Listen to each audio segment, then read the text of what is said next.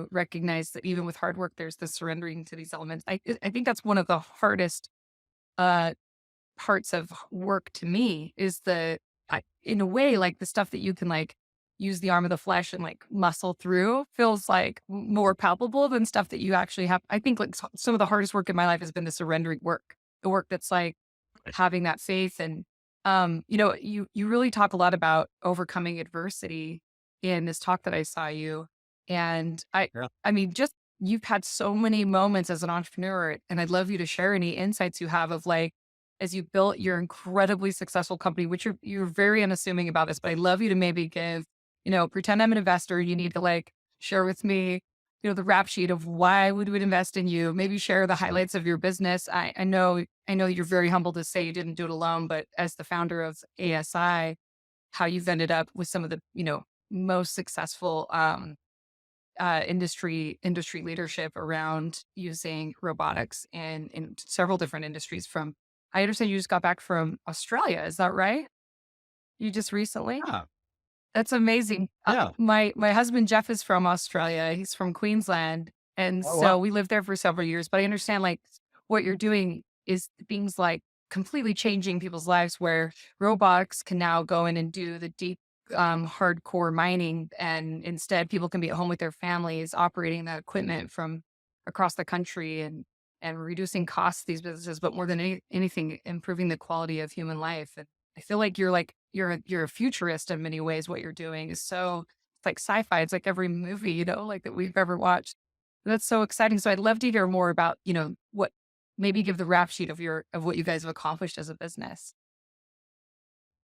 Man, we don't have enough time. No, it's funny. I think we're 20 years early, but things are finally taking off and labor shortages are one of those things. But Clayton Christensen shared that approach of innovator's dilemma where it's really hard for big companies to innovate, especially public companies. Mhm. And so a John Deere executive wrote that out on a napkin for me at a restaurant, the innovative dilemma and kind of the chart that Clayton Christensen shared. And so we've gone on to raise about 300 million with different OEMs in the world with solving their dilemma. So Wow. being able to bootstrap that kind of money by saying, hey, we can help you innovate. And so we've worked with the world's largest companies across those industries and really with that mission of help you reach your potential. And so Australia was an amazing trip. We're down there launching the world's largest autonomous mine that we have been able to win. And I was there and we were talking with a team that had helped us pull it off on the mining side, the mine company side. And I shared our mission, help you reach your potential through innovative robotic solutions. And the manager, Danny, said, huh, that's Jody. Jody at the end of the table. She used to be a truck driver. And a funny story, I was talking to a guy down by a mine site and he was trying to get a job at a mine and talked to someone who worked at the mine. And he said, well, I want you to choose a booth, a stall here at the Walmart. And I want you to think about, no, I want you to go home to your garage, then drive back to that parking stall and then drive back to your garage. And I want you to do that for 12 hours. And the guy decided, oh, job.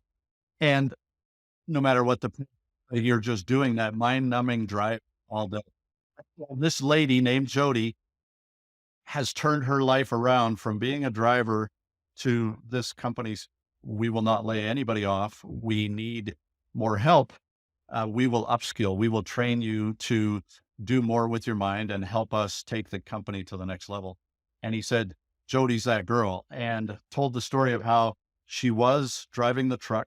Now she's the 1,000 miles back in Perth where she is developing programs and developing her skills to actually orchestrate this work instead of being on that truck. And now she can be home with her family every night instead of flying away for 2 weeks. When we were there, it was 117 degrees on the mine site. Off. So you think about living in those conditions, driving equipment in those conditions, and the comparison of being back with your family, operating Yes. this remote mine from Wow. 800 to miles away from the Wow. city where the cost of living and family life is so much better. So, Oh, so wow. neat to hear that. So I've got to get a video of her telling her Yes. story of living and, and what she's been able to do because of our technology.